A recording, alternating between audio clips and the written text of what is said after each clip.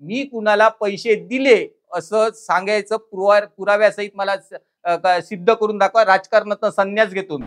आणि मला जे दिले पैसे ते माझ्या नातेवाईकांनी आणि मित्रांनीच मला दिलेले आहेत पैसे.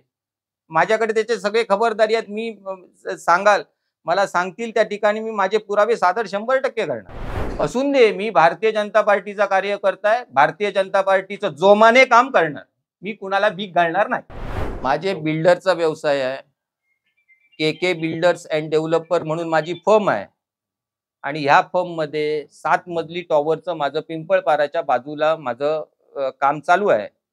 त्याची पार्टनर ही माझी मिसेस वेदिका केनवडेकर स्वतः आहेत. याच्यामध्ये आम्ही रेराला रजिस्ट्रेशन टाकलेलं आहे. फर्मचं आम्ही रजिस्ट्रेशन केलेलं आहे. जीएसटीचा नंबर आम्ही घेतलेला आहे. आमच्या अकाउंटवरनं आम्ही पैसे शिफ्टिंग केलेलं आहे. आणि जवळजवळ माझं टॉवरचं 50 ते 50% काम माझं पूर्णत्वास गेलेलं आहे. आणि त्याच्या पुढचं मी काम करतोय. आणि दररोज माझ्याकडे येणारा कार्पेंटर असेल, आतला सेंटरिंगवाला असेल, ह्याला मला चेकने आणि पैसे देता येत नाहीत. आणि मला जे दिले पैसे ते माझ्या नातेवाईकांनी आणि मित्रांनीच मला दिलेले आहेत पैसे. माझ्याकडे त्याचे सगळे खबरदारी आहेत. मी सांगाल मला सांगतील त्या ठिकाणी मी माझे पुरावे सादर 100% करणार. आणि मी पहिल्यापासून सांगतोय, आमदार साहेबांनी विचारल्यापासून सांगतोय, माझे के बिल्डरचे पैसे आहेत. त्या संदर्भात मला त्यांनी पण विचारलं, त्याचा तुम्ही खुलासा करणार का? 100% करणार खुलासा.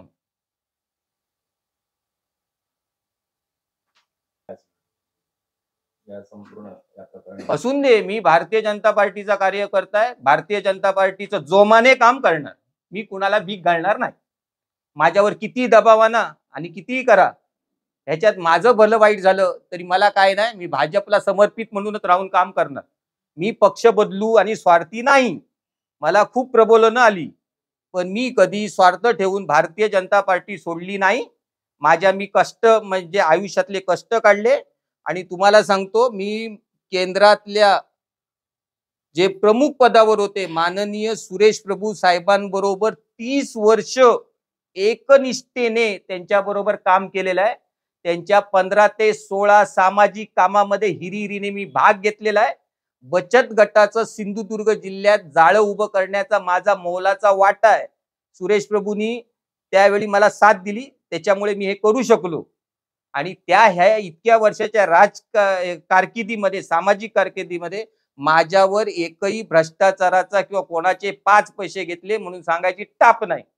आणि हे सांगतात ना, दत्ता सामंतांनी सांगतात ना हे ते, आणि कोणी सांगून दे, वैभव नाईकांनी सांगितलं ना, आव्हान आहे माझं. मी कुणाला पैसे दिले असं सांगायचं पुराव्यासहित मला सिद्ध करून दाखवा. राजकारणातून संन्यास घेतो मी. आणि माझं राजकारणावरून ह्यांच्यासारखं पोट माझं चालत नाही. मी 12 तास कष्ट करतो आणि मी खातोय.